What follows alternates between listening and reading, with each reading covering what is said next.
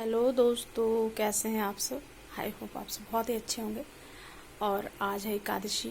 इस एकादशी का महत्व जो है दोस्तों बहुत बड़ा होता है, क्योंकि जब विश्राम के लिए हम विष्णु लक्ष्मी जी को, जब चातुर्मास शुरू होता है, ये देखें हमारे विष्णु लक्ष्मी जी, जब हमारा चातुर्मास शुरू होता है तो भगवान जब विश्राम के लिए जाते हैं दोस्तों, तो विश्राम करते करते एक समय हो जाता है, तो परिवर्तनी एकादशी से कहा जाता है कि आज के दिन भगवान करवट बदलते हैं। तो इसकी एक विशेष कथा है दोस्तों, वो भी सुनिए आप, मैं वो भी सुनाती हूँ, ठीक है। और इसका भी महत्व बहुत है कि आज जो है भगवान विष्णु को तुलसी के पत्र जो होते हैं ना, ये 108 या 8 तुलसी के पत्र आप चढ़ाते हुए ओम नमो भगवते वासुदेवाय का जाप करते हुए आप इनके चरण पे 108 तुलसी के पत्र चढ़ाएं दोस्तों।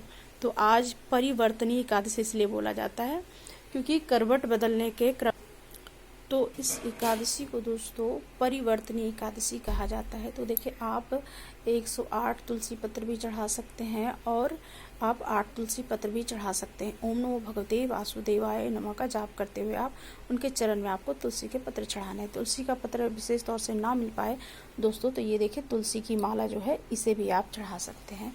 उतना 8 बार या 108 बार का जाप करते हुए आप उन्हें चढ़ा सकते हैं और कह सकते हैं भगवान मेरी पूजा प्रार्थना को स्वीकार करें, मेरे पास इतना ही उपलब्ध है, तो आप इसे स्वीकार करें। और लास्ट में आपको कथा करने के बाद आचमन्यम करवाना है। आचमन्यम करने के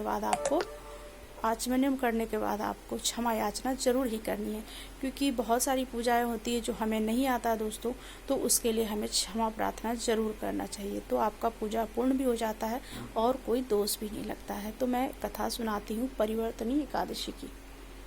बोलिए लक्ष्मी नारायण श्री विष्णु भगवान की जय, श्री तुलसी शालिग्राम भगवान जी की जय। ओम नमः शिवाय। प्रिय भक्तगणों, आज भाद्रपद माह शुक्ल पक्ष की परिवर्तनी एकादशी का व्रत है। इस एकादशी को जलछूलनी एकादशी, जयंती एकादशी, पद्मा कर्मा एकादशी, पार्श्व एकादशी या डोला ग्यारस के नाम से भी जाना जाता है।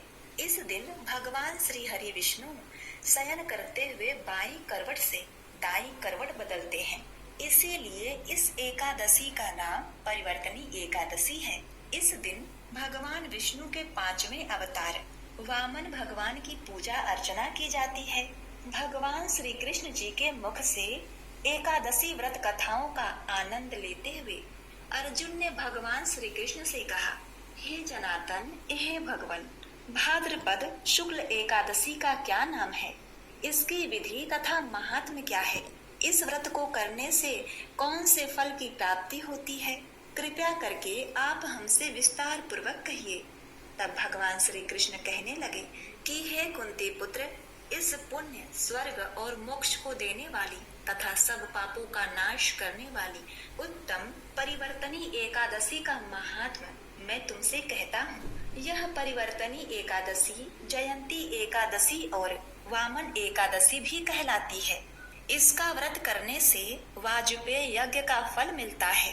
पापियों के पाप नाश करने के लिए इससे बढ़कर कोई उपाय नहीं।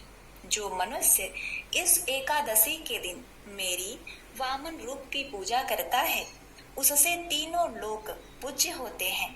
अतः मोक्ष की इच्छा रखने वाले मनुष्य इस व्रत को अवश्य करें। जो कमल नयन भगवान का कमल से पूजन करते हैं, वे अवश्य भगवान के समीप जाते हैं। जिसने भाद्रपद शुक्ल एकादशी को व्रत और पूजन किया, उसने ब्रह्मा विष्णु महेश सहित तीनों लोकों का पूजन किया। अतः हरिवासर अर्थात एकादशी का व्रत अवश्य करना चाहिए। इस दिन भगवान करवट लेते हैं, इसलिए इसको परिवर्तनी एकादशी भी कहते हैं। भगवान के वचन सुनकर अर्जुन बोले, हे भगवान, हे कमल नयन, मुझे अति संदेह हो रहा है कि आप किस प्रकार सोते और करवट लेते हैं तथा किस तरह राजा बलि को बाधा और वामन रूप रखकर क्या क्या लीलाएं की।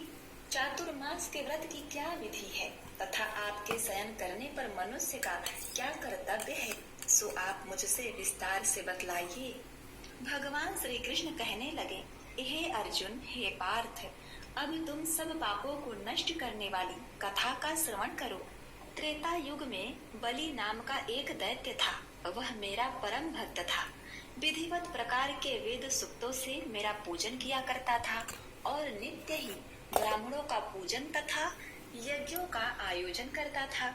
लेकिन इंद्र से द्वेष के कारण उसने इंद्रलोक तथा सभी देवताओं को जीत लिया।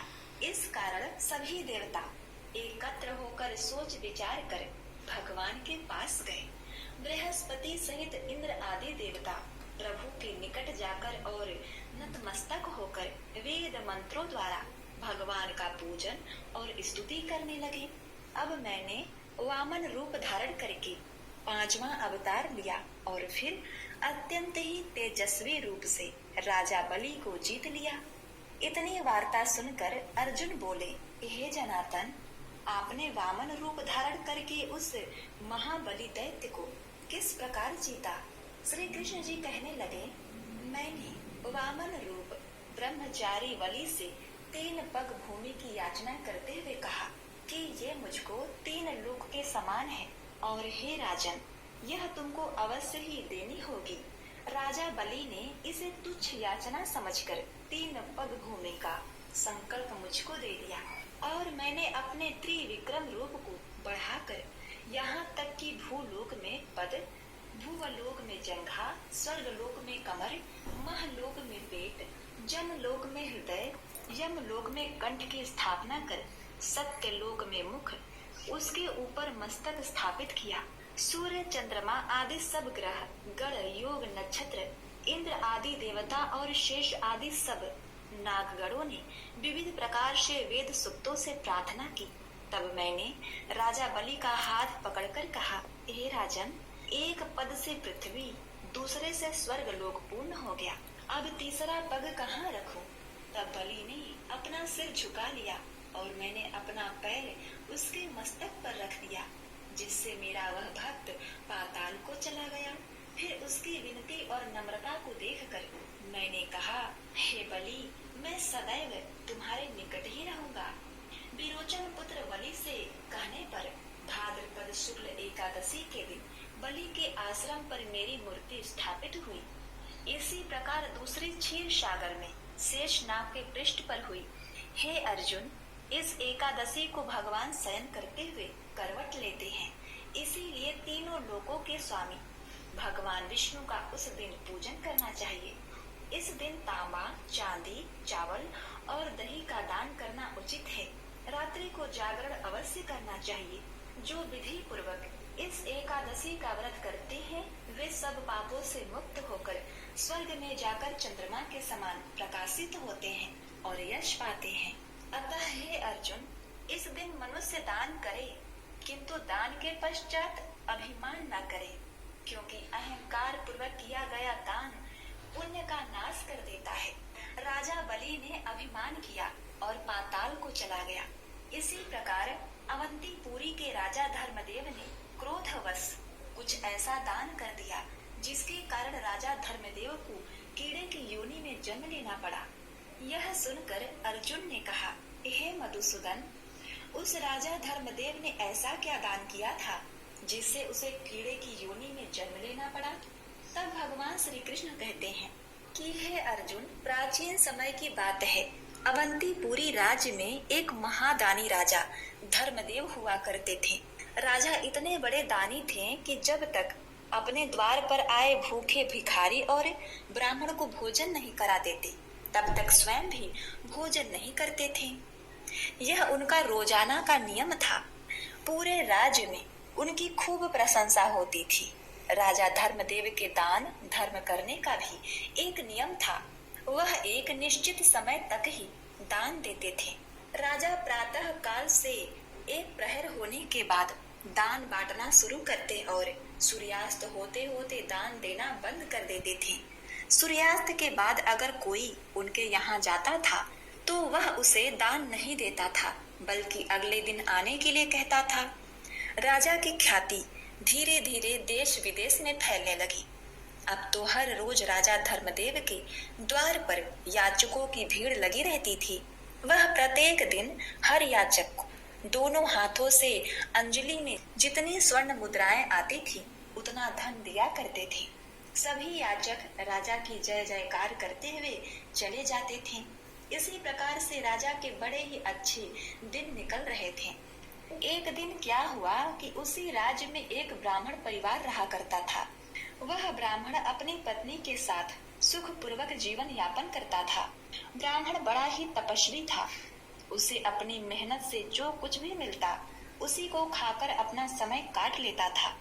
एक दिन क्या हुआ कि ब्राह्मण की पत्नी ने अपने पड़ोस में किसी के मुख से सुन लिया कि हमारे राजा बड़े ही धनी राजा हैं, जो भी उनके द्वार पर जाता है उसे दान जरूर देते हैं। ब्राह्मणी पड़ोस से यह बात सुनकर आई और अपने पति से जाकर कहने लगी कि हमारे राजा बड़े ही दानी हैं, उनके द्वार से आज तक कोई निराश लौटकर नहीं आया।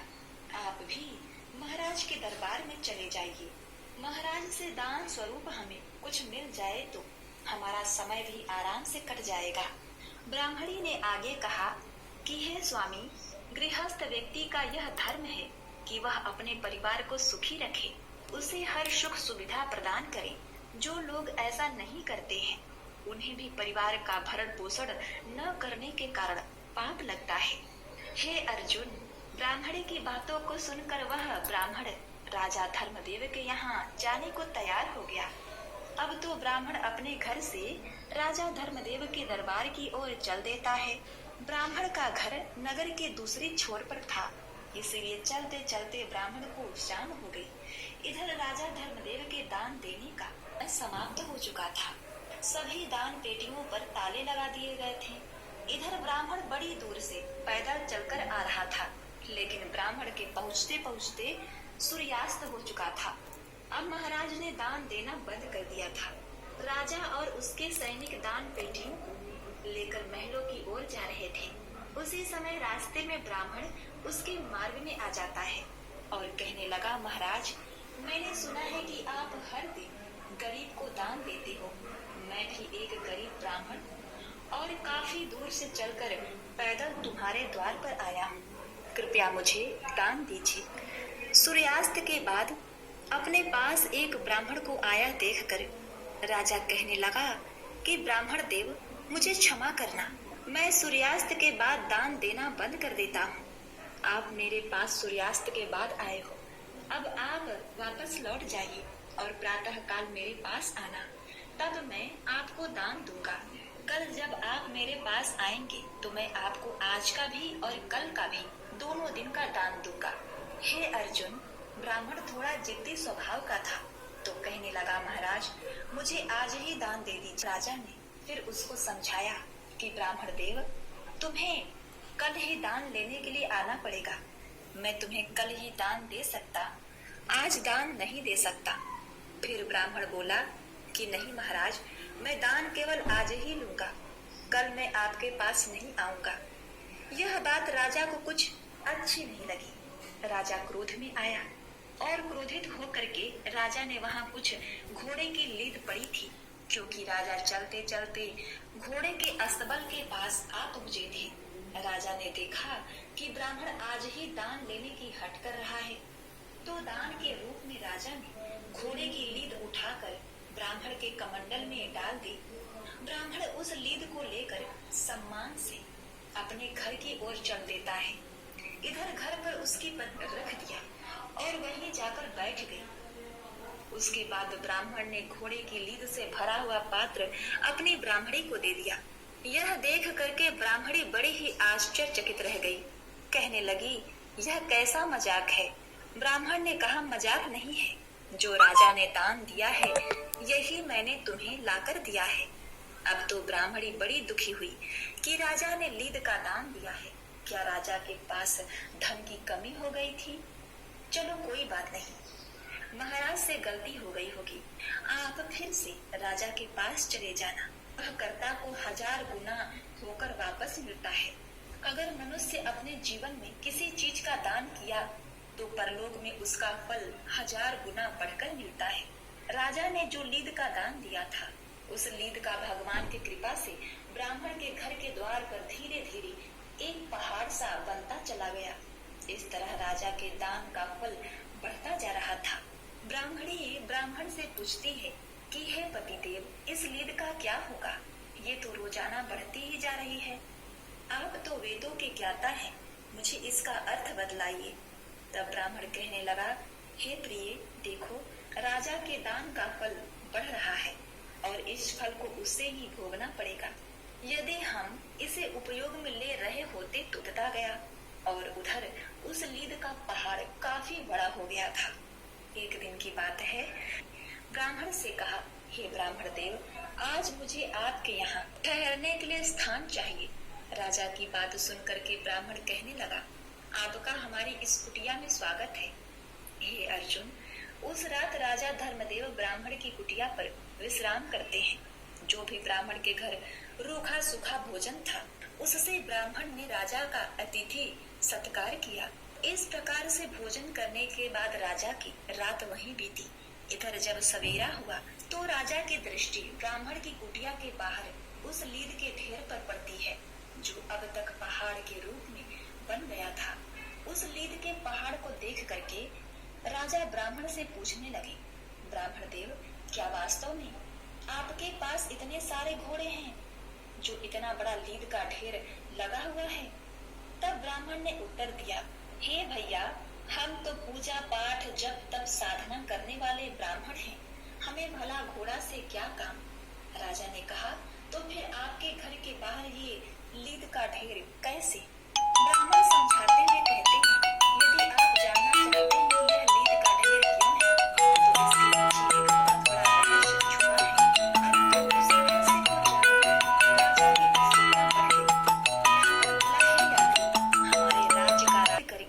राजा के यहाँ दान लेने के लिए भेजा था। अपनी पत्नी के कहने पर मैं राजा के पास दान लेने चला गया। जब मैं राजा को दान देने की जिद कर रहा था, डाल दी और मैं उसे सम्मान सहित लेकर अपने घर चला आया और मैं उस लीद को यहाँ रख दिया, क्योंकि यह लीद मेरे कुछ काम का नहीं था और दान की वस्तु को मैं कहीं फेंकना नहीं चाहता था। तो राजा ने पूछा, हे ब्राह्मण देव, राजा ने तो थोड़ी सी लीद दान में दी होगी, पर यह तो इतना बड़ा पहाड़ कैसे बन गया? तब ब्राह्मण ने समझाया, भाई, हमारे वेद पुराण यह कहते हैं, अगर कोई दान देने वाला जितना दान देता है उसका 1000 गुना फल उसको वापस प्राप्त होता है। राजा का वो दान समय के साथ 1000 गुना बढ़कर जमा हो सक जाती है। राजा तो इस बात को भूल चुका था, पर ब्राह्मण के बताने पर राजा को सारी बातें। ब्राह्मण कहने लगा, राजन, आपको अपने किए का फल तो भोगना ही पड़ेगा।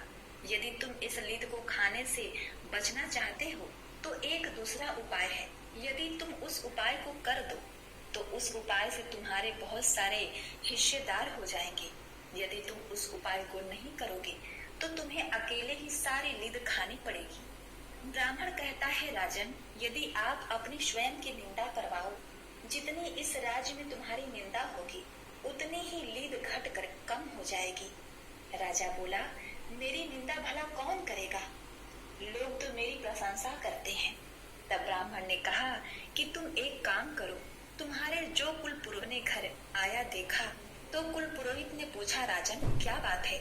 आप बड़े ही उदास लग रहे हो। राजा ने आत्मा को टटोलना चाहिए। यदि दान देने की सामर्थ्य न हो तो दान नहीं देना चाहिए। हमारे द्वारा दिया गया दान हमें कई गुना होकर वापस मिलता है, चाहे वह इस जन्म में मिले या अगले जन्म में। यदि मनुष्य ने किसी के लिए खाने की वस्तु दान की है तो आने वाले कई जन्मों में उसके लिए कभी भोजन का संकट नहीं होगा। यदि उसने किसी का मजाक उड़ाया